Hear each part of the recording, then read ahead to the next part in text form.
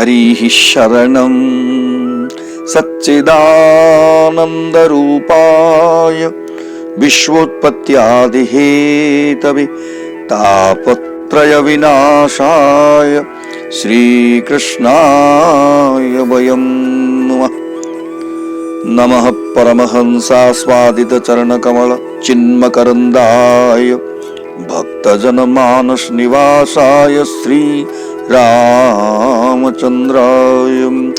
वागीशायस्य वदनीं लक्ष्मीर्यस्य च वक्षसि यस्यास्ते हृदये संवित् तं नृसिंहमहं भजे। विश्वसर्गविसर्गादि नवलक्षणलक्षितं श्रीकृष्णाख्यं परं धाम जगद्धाम नमाम तत्। नारायणं नमस्कृत्य नरं चैव नरोत्तमं देवीं सरस्वतीं व्यासं ततो जयमुदीरयेत्। यं प्रव्रजन्तमनुपेतमपेतकृत्यं द्वैपायनो विरहकातर आजुहाव पुत्रेति तन्मयतया तरवोऽभिनेदु तं सर्वभूतहृदयं मुनिमानतोऽस्मि। जस्वानुभावमखिलश्रुतिसारमेकम् अध्यात्मदीपमतितितीर्षतां तमोऽन्धं संसारिणां करुणयाः पुराणगुह्यं तं व्याससूनुमुपयामि गुरुं मुनीनाम्।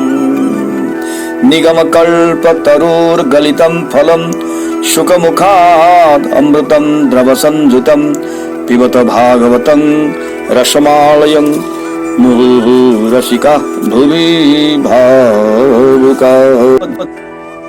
परम मंगलमय भागवती कथा में आज का प्रसंग है भगवान बाल मुकुंद की बाल क्रीड़ा। श्री सुखदेव जी महाराज कहते हैं कि परीक्षित, तुम भगवान की कथा को सुन सुनकर भी नूतन बना देते हो। यही सारग्राही संतों का स्वभाव है कि वे अपने कान, अपनी वाणी और अपने चित्त को भगवान में लगा देते हैं तथा प्रतिक्षण नूतन नूतन के समान उनकी कथा सुनते हैं। स्त्रिया बिटानामिव साधु वार्ता, जैसे लंपट पुरुष इकट्ठे होकर स्त्रियों की चर्चा करते हैं, वैसे ही साधु लोग भगवान की चर्चा करते हैं। सुनो परीक्षित, मैं तुमको एक बड़ी गुप्त बात बताता हूँ। भगवान श्री कृष्ण ग्वाल बालों को अघासुर के मुंह से बचाने के बाद यमुना नदी के पुलिन पर ले आए और कहा कि देखो मित्रों, यह कितना सुंदर, कितना रमणीक स्थल है। अहो तिरम्यं पुलिनं वयस्याः शोकेली संपन् मृदुलां सबालुकं स्फुटत्सरो गन्धहृतालिपत्रिक ध्वनि प्रतिध्वान लसत् द्रुमाकुलम्। श्री कृष्ण कहते हैं कि यहाँ पूरे सरोवर ही खिल रहे हैं और उनके गंध से भंवरे खींचे चले आ रहे हैं। चारों ओर पक्षियों की मधुर ध्वनि प्रतिध्वनि से सुशोभित वृक्ष यहाँ की शोभा बढ़ा रहे हैं। यमुना पुलिन की बालू कितना कोमल और स्वच्छ है। यहाँ हमारे खेलने की सभी वस्तुएं हैं। आओ अब हम लोग यहाँ भोजन कर लें, क्योंकि भूख ने हम सबको बहुत सता रखा है। क्षुधार्तिताः, बछड़े भी पानी पिए, हरे हरे तृण चरे और हम लोग अपनी क्षुधा का निवारण करें। इस पर सब ग्वाल वालों ने एक स्वर से ठीक है कहा और वे अपने अपने छींके खोलने लगे।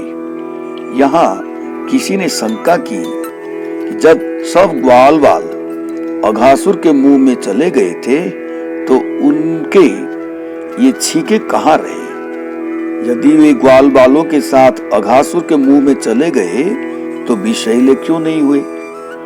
इसका समाधान यह है कि ग्वाल बाल जब वन में जाते हैं तब सबसे पहले अपने अपने छींकों को पेड़ों में टांग देते हैं और उसके बाद खेलते हैं। इसीलिए वे छींकों के बिना ही अघासुर के मुंह में गए थे।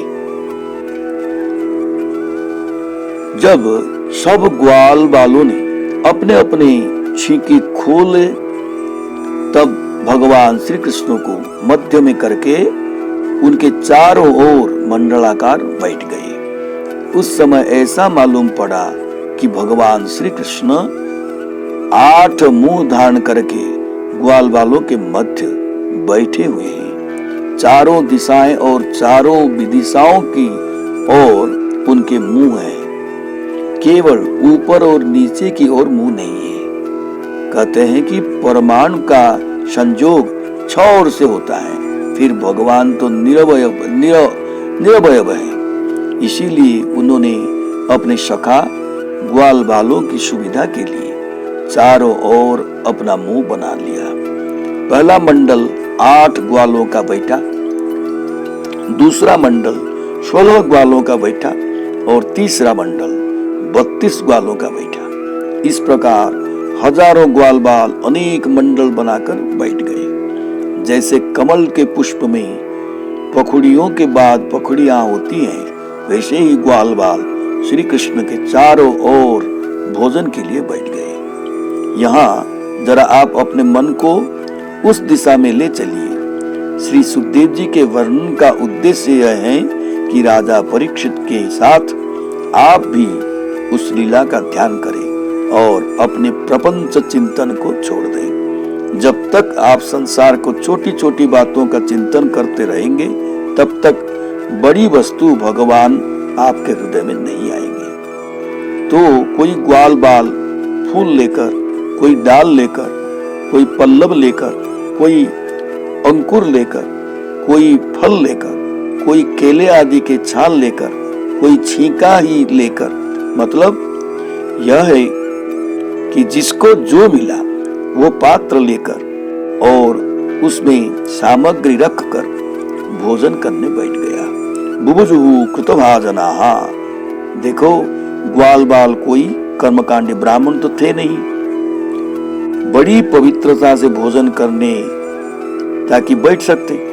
फिर ग्वाल बाल तो गांव के ग्वाले थे, चरवाहे थे। ब्रजभूमि तो स्वयं बड़ी पवित्र है, यज्ञ भूमि से भी श्रेष्ठ है। गोवर्धन धारण के समय भगवान ने उसकी पूजा करने के लिए कहा है। गोपाल थे, इसीलिए अपनी अपनी सुविधा के अनुसार भोजन करने बैठ गए। सभी ग्वाल बाल आपस में बात करें कि हमको यह प्यारा है, वह प्यारा है, और हंसे हंसावे। उनका सौभाग्य कितना महान है कि वे साक्षात ईश्वर के साथ बैठकर भोजन कर रहे हैं। श्री सुखदेव जी महाराज ग्वाल बालों के मध्य भोजन के लिए बैठे हुए भगवान श्री कृष्ण की वेशभूषा और शोभा आदि का वर्णन करते हुए कहते हैं, बिभ्रद वेणुं जठरपटयोः श्रृंगवेत्रे च कक्षे वामे पाणौ मसृणकवलं तत्फलान्यङ्गुलीषु तिष्ठन्मध्ये स्वपरिसुहृदो हासयन्नर्मभिः स्वैः स्वर्गे लोके मिशति बुभुजे यज्ञभुक् बालकेलिः। श्री कृष्ण ने वेणु को अपने पेट में खोस दिया है, सींग तथा बेतों को कांख के नीचे दबा लिया है और मसृण कवलम दही भात का ग्रास अपने हाथ में हथेली पर ले रखा है। तत्फलान्यंगुलीषु भोजन के लिए जो आचार चाहिए, जैसे टेंटी का, आंवले का, नींबू का, उन सबको उन्होंने अंगुलियों में फंसा लिया है। तिष्ठन् मध्ये स्वपरि सुहृदः, भगवान अपने सुहृद ग्वाल बालों के बीच में बैठे हुए हैं और हासयन नर्मभिः स्वैः, अपनी विनोद भरी बातों से सबको हंसाते जा रहे हैं। कृष्णस्य भोजन लीलां सर्व विलक्षणमाह बिभ्रदिति, जठर पटयो रुदर वस्त्रों मध्ये वेणुं बिभ्रत दधत दक्षिण कुक्षादेवेति शोभैचित्यादिति ज्ञेयं वामकक्षे शृंगवेत्रे बिभ्रत वामे पाणो मसृणं स्निग्धं बृहत् दध्योदन कवलं बिभ्रत फलानि तदुचितानि संधित करीर लवल्यादीनि अंगुलीषु वाम पाण्यंगुलीषु संधिषु पाणिर्विस्तारार्थात् इति भावः। जद्वा तत्फलानि तत्प्रयोजिनी भूतान् क्षुद्रग्रासान् दक्षिण पाण्याङ्गुलीषु बिभ्रत मुख प्रवेशया ज्ञान बहुतरग्रासान् ततः पृथक् कृत्य गृहीतुमेव वामे पाणो बृहत् कवल ग्रहणं ज्ञेयम्। दर्शनीय श्याम मनोहर ने भोजन के समय अपने वेणु को कमर की फेंट में खोस ली थी। छड़ी और सिंग तो बगल में दबा लिए थे। बाएं कर कमल में हथेली में दधि मिश्रित धृत स्निग्ध भात का कौर और अंगुलियों में नींबू टेंटी आदि के फल के आचार व्यंजन दबा लिए थे। स्वयं मध्यमणि न्याय से विराजमान थे। इधर सारे सुहृद कृष्ण को मालाकार से बेष्टित बन बैठे थे। तब प्यारे लालन अपनी चुटीली एवं रसीली बातों से सब मित्रों के मन बहलाते भोजन कर रहे थे कि जो भगवान एक यज्ञों के भोक्ता हैं, उन भगवान की बाल सुलभ लीलाओं को देख के स्वर्गवासी देवलोक चक्कर में आ गए कि क्या यह परब्रह्म है या केवल गोपाल बाल है। मधुमंगल नामक सखा श्री कृष्ण के बिल्कुल सामने बैठा है। वह बड़ा हंसोड़ है। उसने देखा कि खीर तो पीने की चीज है, इसीलिए झट मुंह से लगा लिया। कुछ खीर तो उसके पेट के भीतर गई और कुछ पेट के ऊपर गिरकर नाभि तक चली गई। श्री कृष्ण ने कहा कि अरे ओ पेटू, तूने सोचा कि मुंह से खीर पिएगा तो देर से पेट में पहुंचेगी, इसीलिए सीधे पेट में ही से पीने लगा क्या। भगवान की इस विनोद लीला का वर्णन कृष्णदास कविराज ने अपने गोविंद लीलामृतम नामक ग्रंथ से बड़े अच्छे ढंग से किया है। भगवान की यह विनोद लीला बिना पानी के ही चल रही है। होली में जब लोग एक दूसरे से पानी डालते हैं तब हंसी आती है, किंतु भगवान की लीला ऐसा है कि बिना पानी के ही, बिना उदक के ही दिल को तर कर देती है, इसीलिए इसको विनोद बोलते हैं। श्रीमद् भागवत में ही विनोद का इस अर्थ में प्रयोग है। अब हम थोड़ा गोविंद लीलामृतम से उस बाल सखाओं के भगवान का लीला का थोड़ा वर्णन करेंगे।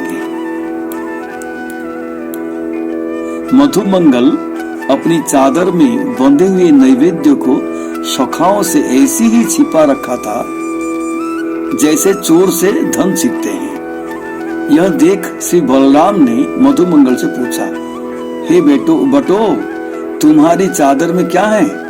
वो बोला, सूर्य देव का नैवेद्य है। बलराम, कहाँ से मिला? मधुमंगल बोला, जजमानों के पास है। बलराम, ये जजमान कौन है? मधुमंगल, समस्त ब्रजवासी, क्योंकि आज सूर्य पूजा का दिन है। बलराम, खोलो के तो दिखाओ क्या है?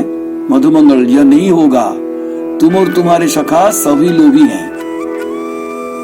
राम, बांट कर उन्हें भी दे दो और तुम भी खाओ। मधुमंगल, न तो मेरी देने की इच्छा है न मुझे खाने की ही इच्छा है।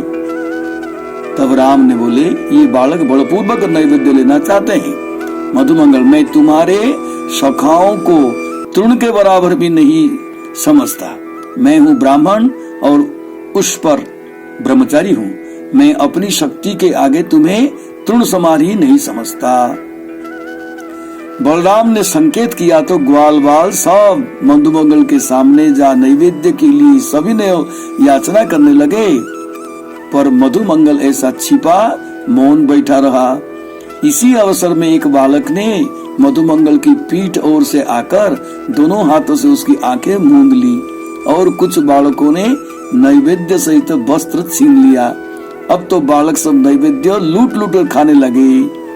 एक ने पीछे से जाकर मधुमंगल की लांग खोल दी और सुवर्ण ने जटिला की दी हुई अंगूठी निकाल ली। एक बालक ने उसके सामने आकर वस्त्र खींचा तो मधुमंगल उसके पीछे दौड़ा। इतने में किसी एक ने बगल से आकर उसकी पगड़ी खींच ढीली कर दी। किसी ने उसके बाल बिखर दिए। कोई बालक उसकी बंसी और लाठी छीन ले भागा। तब मधुमंगल जोरों से रोने व हंसना हुआ, गर्जन तर्जन करता हुआ, गलों और श्राप देता हुआ श्री कृष्ण की लाठी ले सबको भगाने लगा। किसी किसी बालक के साथ लाठी से थोड़ी देर के लिए युद्ध भी हो गया। तब श्री कृष्ण ने सखाओं को हृदय लगाकर सबको हटाया। फिर श्री कृष्ण ने बालकों से बात बंसी, लाठी और पगड़ी लेकर मधुमंगल को दे दिया।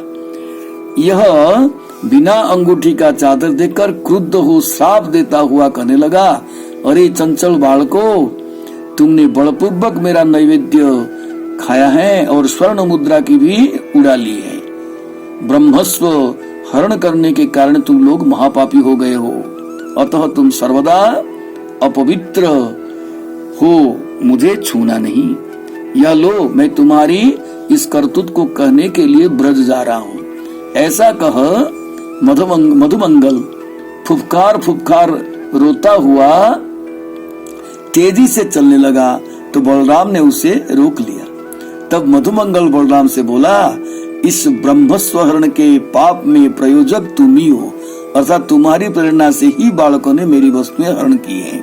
अतएव तुम जब तक इस पाप का प्रायश्चित नहीं कर लोगे तब तक मैं तुम्हारे साथ बात नहीं करूंगा।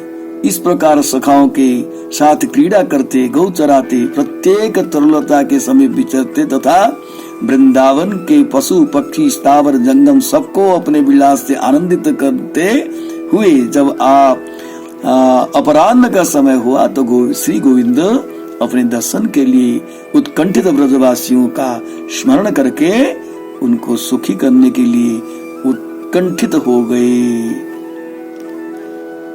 अब स्वर्ग के देवता लोग इस दृश्य को देखकर आश्चर्यचकित है और कहते हैं कि हम लोगों के लिए जो यज्ञ होता है उसमें तो ये जल्दी पधारते नहीं, किंतु ग्वालों के साथ बैठकर उस पत्तल की चीज उस पत्तल से और उस पत्तल की चीज इस पत्तल में कर रहे हैं। यज्ञ भूख बाल के लिए ही, यज्ञ भोक्ता भगवान बाल के लिए करते हुए ग्वाल वालों के साथ खा रहे हैं। जय श्री कृष्ण।